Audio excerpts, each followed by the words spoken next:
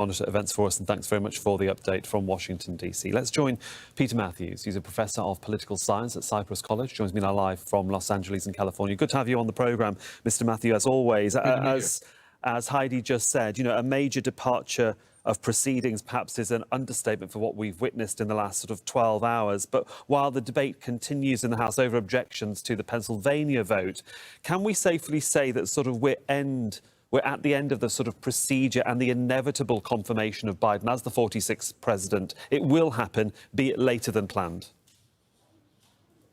I think so. I think it would definitely happen. I think this horrendous uprising, it was actually an insurrection of these violent protesters, Trump supporters, has hastened the end of the deliberative process. And it should be very soon before we will know that there'll be official count of 306 electoral votes for Biden and 232, I believe, for Trump.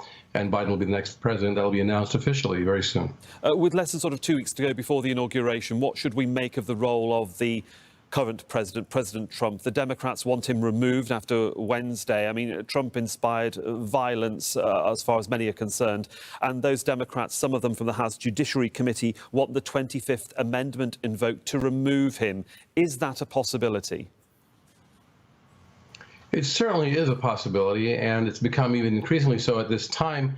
It was talked about actually several months ago, even a year ago, but now it's been so apparent that the president has been involved in this incitement of violence by his followers. He spoke to them today at noon, and they took to the streets at the Capitol after that and broke down the glass and took over the Senate floor. It was a horrible thing, and they had to be ejected forcefully, and this is very dangerous, and the president was highly responsible for it. And that itself is grounds enough to be able to remove him. And the vice president would have to actually propose it to the cabinet. And then there'll be a vote in the cabinet. If the majority of the cabinet and the vice president vote to remove him, to say that he's incapacitated and that he cannot discharge his duties properly, then he will have to go unless he objects.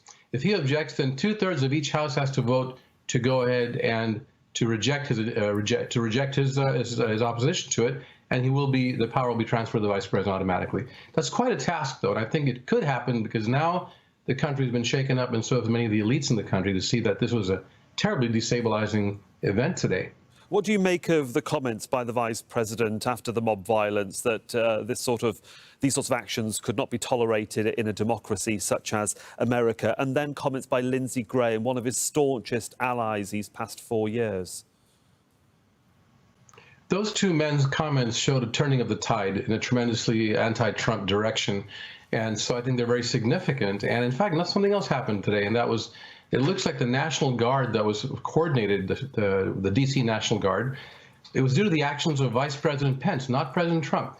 President Trump hesitated to send the National Guard in there to eject those illegal protesters that took over, the insurrection people. And he refused to do it, basically, and I think and Mr. Pence Vice President Pence had to take over that responsibility. So who is really in charge?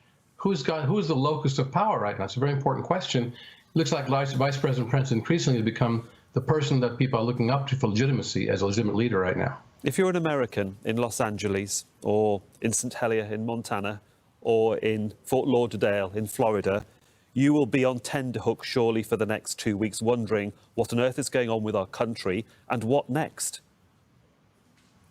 Absolutely so, and I certainly am an American. I live right here in Los Angeles. I've been here for many, many years, and I feel exactly what the question you posed, and we're all feeling that right now because we have 2 weeks left.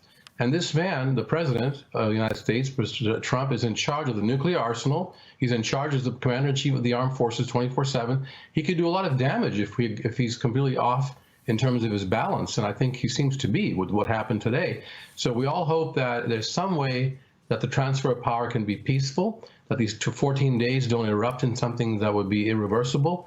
And we do hope that the people who have the power to actually change this, to possibly require a transition of power earlier, the vice president and the cabinet would actually do that with the 25th Amendment. Or, I mean, impeachment would be a longer process. That could also work to remove him.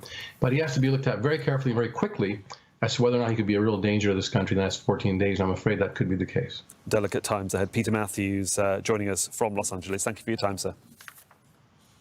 Thank you.